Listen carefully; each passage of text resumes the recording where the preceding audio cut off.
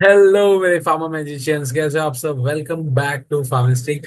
और सबसे पहले मैं आप सभी को एक सॉरी बोलना चाहूंगा बिकॉज डिले हो गया। अराउंड एक हफ्ते का डिले हो गया, उससे ज़्यादा हो गया। बिकॉज मैं थोड़ा काम में बिजी था। बट कोई नहीं, अभी ये सीरीज चलता रहेगा और हम लोग अपना सिलेबस कवर करेंगे। तो आज हम लोग, जैसे कि हम लोग फार्मास्यूटिक्स में चल रहे थे, तो आज का टॉपिक होगा प्री फॉर्मुलेशन। चलिए देखते हैं।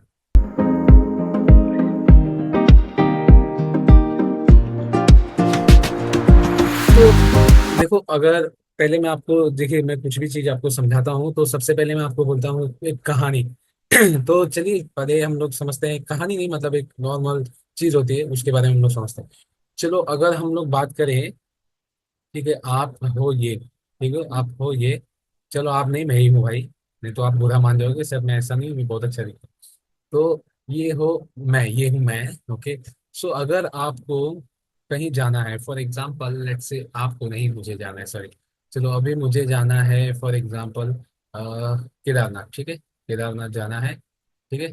तो अगर मैं केदारनाथ मुझे जाना है, तो मैं सबसे पहले देखूंगा कि वहाँ जाने के लिए, फॉर एग्जांपल लेट्स से मैं अभी मुंबई में रहता हूँ, तो मुंबई से जाने के लिए कौन से रूट्स अवेलेबल हैं। या तो एयरवेज हो सकता है, ठीक है, और फिर या तो रेलवेज हो सकता है, या तो मैं बाय रोड जा सकता हूँ, यानी कि मैं पर्सनल व्हीकल लिख देता हूँ। तो ये तीन चीज़ के थ्रू मैं जा सकता हूँ। आप कोई बोलेगा सर शिप से, तो शिप से अगर किसको जाना जाए, मैं तो यही प्रेफर करूँ। नाउ जब हम लोग ये देख लेते हैं, चलो फिर मैंने डिसाइड किया, जैसे कि अगर हमारा बजट टाइट रहेगा तो हम लोग डिसाइड करेंगे कि हमें रेलवे स्टेशन पे जाना है। देन वहां पर आपको पहुंच के किधर रहना है, मतलब आप कौन सा होटल लेंगे, 5 स्टार, देन 3 स्टार, या जो भी नॉर्मल एक लॉन्च वगैरह हो गया। तो वहाँ आपको रहने का सुविधा।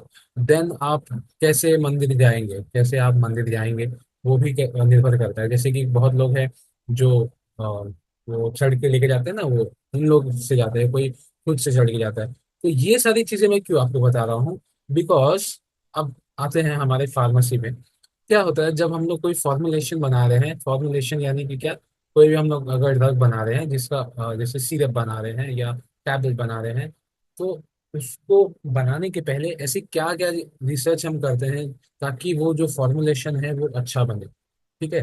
तो हम लोग, जैसे अभी मैंने बात किया केदारनाथ का जाने के लिए, तो मैं यहाँ पर इतना रिसर्च क्यों कर रहा हूँ कि मुझे कैसे जाना है, क्या अफोर्डेबल है, कहाँ रहना है, बाद में मंदिर में कैसे मैं जाऊँगा।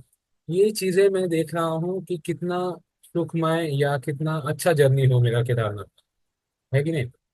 तो अगर हम लोग बात करें फॉर्मुलेशन में, तो हमारा होता है कि कैसे ये फॉर्मुलेशन स्टेबल रहे, इसकी क्वालिटी बनी रहे और सेफ रहे फॉर द पेशेंट, एंड इसका एफिकेसी भी बना रहे through out it's self life. तो ये सब चीज़ें को एक श्योर देने, मतलब श्योरिटी देने के लिए हम लोग प्री फॉर्मुलेशन स्टडीज होता है।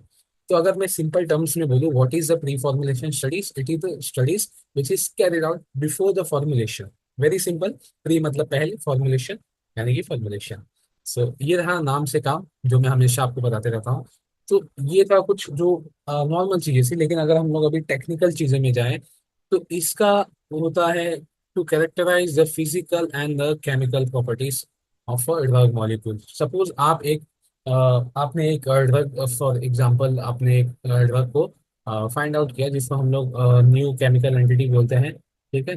तो बाद में वो चल के भैया एपीआई वगैरह बन जाएगा। तो आपने जब इसका ये सब आपने फाइंड आउट किया, फिर आपको इसका फॉर्मुलेशन बनाना है, तो सबसे पहले आप प्री फॉर्मुलेशन स्टडीज करोगे। ठीक है। तो क्यों करोगे, ताकि मैं उसका फिजिकल प्रॉपर्टी, जैसे कि फिजिकल प्रॉपर्टी क्या क्या होता है, बहुत बहुत बेसिक में बताओ, एकदम डिटेल में, मतलब हाई फाई वाला नहीं, एकदम सिंपल।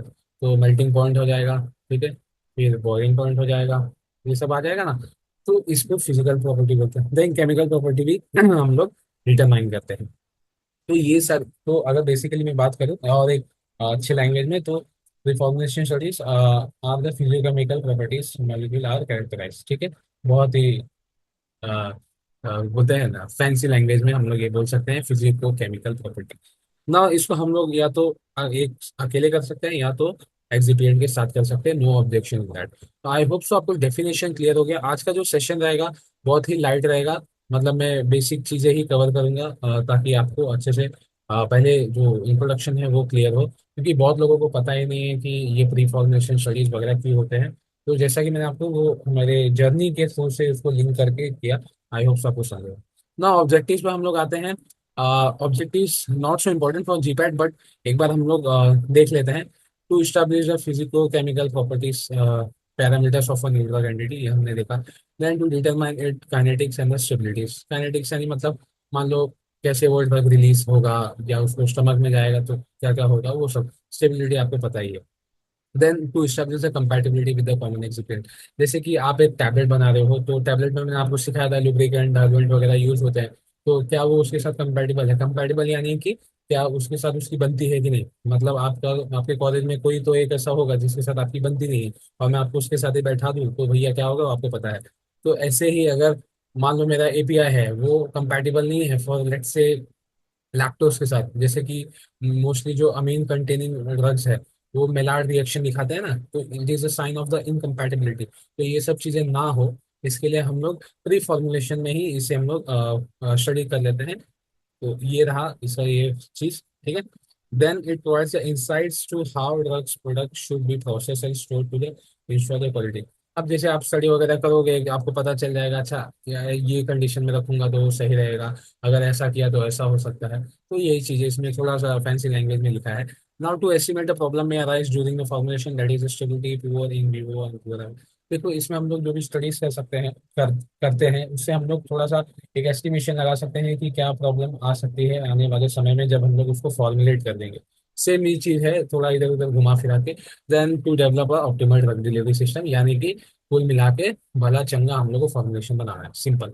ये ऑब्जेक्टिव्स पे इतना ध्यान मत दो, बट जो भी थियरी वगैरह आप लिखते हो ऑब्वियसली तो वहाँ पर आपको ये काम आ जाएगा, इसके लिए मैंने इसको इंक्लूड किया, अदरवाइज इतना वो नहीं है ना। हम लोग इसमें कुछ टेस्ट करते हैं। तो एक तो होता है, दो टेस्ट होते हैं हमेशा। अगर मैं आपको डेफिनेशन जो अच्छे से सुना होगा, तो उसमें मैंने बोला कि हम लोग क्या डिटरमाइन करते हैं, एक तो फिजिकल प्रॉपर्टी एंड एक केमिकल प्रॉपर्टी। तो आज मैं ना आपको क्या करूंगा, फिजिकल प्रॉपर्टी में भी बहुत लंबा है वो, और केमिकल प्रॉपर्टी में भी बहुत लंबा है, बाद में स्टेबिलिटी का भी आता है। तो वो सब हम लोग आने वाले वीडियो में कवर करेंगे, आज हम लोग बहुत बेसिक जा रहे हैं। तो फिजिकल प्रॉपर्टी में एक पहला पहलू आता है, वो है ऑर्गेनोलेप्टिक प्रॉपर्टी। ऑर्गेनोलेप्टिक प्रॉपर्टी बोलने की जरूरत नहीं है, ऑर्गेनो ऑर्गेनो मतलब जो हमारे ऑर्गन्स है, जैसे कि ईयर, नोज, माउथ, टंग, सॉरी, स्किन वगैरह। तो उस सब चीजें से हमें क्या दिख रहा है, हम लोग कलर देख सकते हैं through eyes, then odour through nose, and taste हम लोग पता कर सकते हैं। So this is the organoleptic properties का हम लोग यहाँ पर कैरेक्टराइजेशन कर रहे हैं। अब इसी का ही एक दूसरा भाग आता है, ये। तो इसमें क्या होता है, हम लोग एक तो फिजिकल फॉर्म, यानी कि अगर आपने ट्वेल्थ में अच्छे से पढ़ा होगा तो आपने देखा होगा क्रिस्टल एमोर्फस क्या होते हैं। देन हमको पार्टिकल साइज, शेप, ये सब डिटरमाइन करना है। Polymorphism, flow property, solubility profile, ये सब हमको यहाँ पर डिटरमाइन करना है। अभी मैं आपको एक शॉर्ट में ये जो पांचों पॉइंट है इसको मैं समझा देता हूँ, बिकॉज ये कहीं ना कहीं इंपॉर्टेंट है। इसको मैं अभी थोड़ा सा डिटेल में ही ले लूंगा फिजिकल प्रॉपर्टी में। तो हम लोग यहाँ पर चलते हैं पार्टिकल साइज एंड शेप। तो देखिए पार्टिकल साइज यानी कि बहुत इंपॉर्टेंट रोल प्ले करता है इन केस ऑफ, चलो मान लो बहुत ही बेसिक क्वेश्चन है, आप सबको पता होगा कि अगर मैंने बोला कि मेरा एक पार्टिकल का साइज इतना है और एक पार्टिकल का साइज इतना है, हाँ, तो बताओ किसका सरफेस एरिया ज्यादा होगा, किसका सरफेस एरिया ज्यादा होगा। अब कुछ महानुभाव लोग बोलेंगे सर सरफेस एरिया ज्यादा इसका होगा क्योंकि ये बड़ा है, बट ऐसा नहीं है। इसका सरफेस एरिया ज्यादा होता है ना। सरफेस एरिया ज्यादा होगा, सरफेस एरिया ज्यादा होगा, तो जो एब्जॉर्प्शन होगा, जो एब्जॉर्प्शन होगा वो भी ज्यादा होगा। देन इवेंचुअली जो ड्रग का एक्शन होगा वो भी ज्यादा होगा। तो आप समझ सकते हैं कि ये पार्टिकल साइज भी कितना मैटर करता है। बहुत लोग तो सोचते हैं कि भाई पार्टिकल साइज क्या करना है, कुछ मतलब नहीं है। नहीं, ऐसा नहीं है, बिकॉज ये अल्टीमेटली आपके एब्जॉर्प्शन को अफेक्ट करता है और बाद में वो लीड टू द एक्शन को भी अफेक्ट कर सकता है ना। हम लोग अगर शेप के बारे में बात करें तो मोस्टली हम लोग सर्कुलर शेप ही यूज कर रहे हैं, बिकॉज मान लो आप टैबलेट बना रहे हो, अगर इरेगुलर शेप रहेगा तो वो अच्छे से पंच वगैरह नहीं होगा। और बहुत सारे ड्रॉबैक्स हैं जो सर्कुलर शेप इरेगुलर शेप लेने से होता है, तो उसको भी मैं कवर करूंगा आने वाले वीडियोस में। पॉलीमॉर्फिज्म यानी कि क्या, पॉली मतलब बहुत सारे, और मॉर्फिज्म मतलब मान लो एक स्ट्रक्चर। अब कैसा होता है ना इसमें, ये मतलब कैसा हो गया ना, मैं मान लो एक बंदा है, उसके अनेक रूप है, ठीक है, अनेक रूप है, बट वो बंदा एक ही है, ठीक है। अगर मैं क्लासिक एग्जांपल दूं आप सभी को, जैसे कि विष्णु भगवान है तो उनके अलग अलग रूप है, कोई वराह रूप है, बाद में राम जी हैं, कृष्ण जी हैं। तो अलग अलग रूप है इनके, लेकिन जो विष्णु जी है वो एक ही है। मतलब यहाँ पर उनके जो रोल है वो अलग होंगे। राम जी में वो रावण को मारे थे, कृष्ण में वो महाभारत की युद्ध में शामिल हुए थे। लेकिन अगर हम लोग बात करें हैं तो वो सभी विष्णु होता है। तो ऐसे ही इसमें क्या होता है पॉलीमॉर्फिज्म में, ऐसा होता है कि जो हमारा रग है उसका फिजिकल प्रॉपर्टी चेंज होता है, लेकिन जो केमिकल प्रॉपर्टी है वो सेम रहता है। देखिए ध्यान दीजिए, मैंने बोला विष्णु जी जो है वो तो विष्णु जी है, यानी वो केमिकली तो सेम है, लेकिन जो उनके अवतार आते हैं तो वो अलग अलग काम के लिए आते हैं। उसको आप समझ लो फिजिकल प्रॉपर्टी, ठीक है। तो ऐसे ही पॉलीमॉर्फिज्म यानी कि क्या, there is a change in the physical property of a compound, but the chemical property remains the same. इसमें भी दो प्रकार होते हैं, enantiomer and monotropic, enantiotropic and monotropic. तो उसको भी हम लोग समझेंगे जब इसका हम लोग थोड़ा डिटेल में लेंगे, बिकॉज उसका भी पॉलीमॉर्फिज्म कैसे डिटरमाइन करते हैं वो सब रहता है। फ्लो प्रॉपर्टीज आपको सबको पता है कि फ्लो प्रॉपर्टीज अच्छी होनी चाहिए। यहाँ पर हम लोग एंगल ऑफ रिपोज निकालते हैं जिसको हम लोग AOR बोलते हैं। देन कास इंडेक्स निकालते हैं। ये बहुत इंपॉर्टेंट होता है जब आप टैबलेटिंग कर रहे हो, उसका अगर फ्लो प्रॉपर्टी अच्छा नहीं रहेगा तो जो हॉपर में है वो पार्टिकल वगैरह का ब्रीचिंग हो जाएगा या तो रैट फिलिंग हो जाएगा, एंड मेनी अदर प्रॉब्लम्स जो है वो आते हैं। देन सॉल्युबिलिटी प्रोफाइल में आपको pKa, pH and partition coefficient, ये सब मैं आपको डिटेल में जो भी इसके आएंगे वीडियो नेक्स्ट उसमें मैं आपने बता दूंगा, ठीक है। तो अभी हम लोग बढ़ते हैं फिजिकल फॉर्म में, जो कि ये था क्रिस्टल एंड अमोर्फस। तो देखिए solids are preferred for the formulation because they can easily converted into the tablet and capsule. देखिए अगर आप बोलोगे कि सर ये आपने क्यों बोला, कि वैसे मैं तो नहीं बोल रहा हूँ, ठीक है, मतलब मैं ही बोल रहा हूँ, चलो। तो solid form are preferred for the formulation because they can easily converted into the tablet. अब देखो, अगर मैं एक बेसिक आपको क्वेश्चन करता हूँ, आप एक मान लो पेशेंट हो और आपको मैंने बोला कि मेरे पास एक इंजेक्शन है और एक टैबलेट है, तो आप क्या प्रेफर करोगे? ऑब्वियसली आप बोलोगे मेरे को सर टैबलेट दे दो, बिकॉज टैबलेट इज इजी, मतलब डर भी नहीं लगता, और इंजेक्शन को बहुत डर है। तो वही चीज़ें हम लोग मोस्टली सॉलिड प्रेफर करते हैं, ताकि उसका हम लोग टैबलेट या तो कैप्सूल बना दे, बिकॉज वो कहाँ लीड कर रहा है, पेशेंट कंप्लायंस में। तो ऑब्वियसली ये फॉर्मुलेशन तो पेशेंट के लिए बन रहा है, तो थोड़ा वहाँ भी तो आपको ध्यान देना पड़ेगा। Then a compound can be crystalline और amorphous depending upon the internal structure.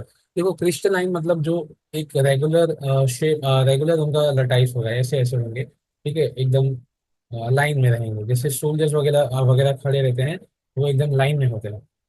तो ऐसे ही क्रिस्टल स्ट्रक्चर यानी कि जो रिपीटिंग यूनिट है वो लटाइस में सब एक ही रहेंगे, यानी कि इक्वल रहेंगे। वैसे अगर हम लोग एमोर्फस की बात करें तो वो ऐसे कुछ रैंडमाइज रहेंगे, कहीं भी ऐसे ऐसे ऐसे ऐसे ऐसे। यानी कि जो हम लोग खड़े होते हैं ट्रेन पकड़ने के लिए, वहां पर कहीं भी कुछ भी भीड़ भड़के में कैसे खड़े, तो वो होता है एमोर्फस। जैसे कि क्लासिक एग्जांपल है उसका ग्लास, तो glass is amorphous in nature. Now अगर हम लोग फार्मास्यूटिक्स से बात करें, तो ये जो भैया छोटी छोटी चीजें ना, क्रिस्टलाइन नेचर, एमोर्फस नेचर, ये बहुत ही बोलते हैं ना बहुत इंपॉर्टेंट है, बिकॉज ये कहीं ना कहीं आपके फॉर्मुलेशन को अफेक्ट करता है। So the habit and internal structure of the drug affect the flow properties and as well as the chemical stability, मैंने आपको बताया। अभी चलो हम लोग बढ़ते हैं थोड़ा सा आगे। आज मैं इतना ही कवर करूंगा। अभी जो है ये हम लोग देखते हैं, और इसके बाद हम लोग आई गेस आज के लिए फिनिश कर देंगे। हाँ जी, ये लास्ट पार्ट है, तो चलिए देखते हैं। इन क्रिस्टलाइन स्टेट एटम्स और molecules are arrange in highly ordered form, जैसे कि मैंने बोला कि वो एक अच्छे ऑर्डर में फॉर्म में रहते हैं, मानिए कि इक्वल अरे, और associated with three dimensional array, यानी कि 3D फॉर्म होता है। Where in the amorphous form the atoms are randomly place, very important यहाँ पर आपको अ, ये देखना पड़ेगा। As in liquid they do not have any fix internal structure. Solubility and dissolution rate are great. Okay, ये क्या हो गया? Okay, okay. तो solubility and dissolution rate are greater for amorphous form than crystalline, as amorphous form has higher thermodynamic energy. Example, amorphous form no vanishing is well absorbed, whereas crystalline is poorly absorption।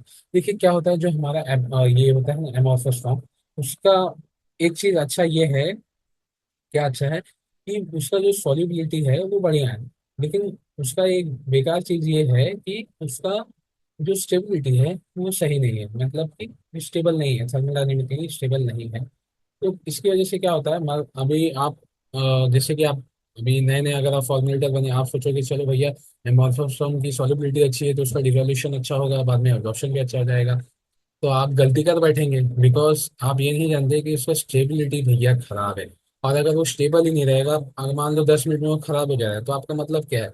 मैंने क्या बोला starting में, अगर आप यहाँ पर कुछ formulate करना चाह रहे हो, तो हम लोग देखते हैं कि भाई वो फॉर्मुलेशन अपने शेल्फ लाइफ तक स्टेबल है कि नहीं। ठीक है। तो अगर हम लोग एमोफस फॉर्म सोचेंगे कि भैया बना देते हैं, लेकिन क्या होगा कि उसका स्टेबिलिटी ही नहीं रहेगा, क्या मतलब बना के। तो इसके लिए हम लोग हमेशा क्रिस्टलाइन सब्सटेंस को यूज करते हैं फॉर ये फॉर्मुलेशन। अब कैसा होता है, एक अच्छा एग्जांपल है यहाँ पर जो है नोवोबायोसिन, जो है कि एक एंटीबायोटिक है। वो क्या करता है, एमोसफस फॉर्म में वेल एब्जॉर्ब है, एमोसफस फॉर्म में वेल एब्जॉर्ब है, लेकिन क्रिस्टलाइन फॉर्म में पुअर एब्जॉर्प्शन है। तो अब आप बोलोगे कि चलो सर मैं एमोसफस में बना देता हूँ, लेकिन मैंने बताया कि वो स्टेबिलिटी उसकी अच्छी नहीं है। तो एज अ फॉर्मुलेटर आपको सोचना पड़ता है भैया। जैसे अभी आप आगे आगे बढ़ोगे तो आपको समझ में आएगा ये सब चीज़ें थोड़ा सा साइंटिफिक वे में है। जब आप एक्चुअल अगर आप फार्मास्यूटिक्स में इंटरेस्टेड है तो ओके। तो वहाँ पर आपको ये सब चीज़ें सोचनी पड़ रही है कि एमोसफस है, अच्छा सॉलिबिलिटी अच्छा है, बट क्या स्टेबिलिटी अच्छा है। स्टेबिलिटी अच्छा नहीं रहेगा तो अल्टीमेटली उसके वो क्वालिटी को अफेक्ट करेगा, देन ऑब्वियसली उसके वो सेफ्टी को भी अफेक्ट करेगा। तो ये सब चीज़ें आपको लेके चलनी पड़ती है, भले एमोसफस का सॉलिबिलिटी अच्छा हो। ठीक है। तो अगर कोई एक अच्छा ही हो तो उसके लिए पूरा इंसान जाने दो, वो समझ छोड़ा। ठीक है। तो इसी के साथ शिवम चतुर्वेदी साइनिंग ऑफ, मिलते हैं नेक्स्ट लेक्चर में। आई होप सो आपको ये लेक्चर समझ में आया। बहुत ही इजी और लाइट लेक्चर था। और आने वाले वीडियो में हम लोग थोड़ा सा और धीरे धीरे इसमें अपना कदम बढ़ाएंगे। बाय बाय, मिलते हैं, टेक केयर। कॉमेस्ट्री को सब्सक्राइब कीजिए। एनी सजेशन जो भी आपको है दिल में, एकदम खुल के बोलिए। और बाय बाय, टेक केयर।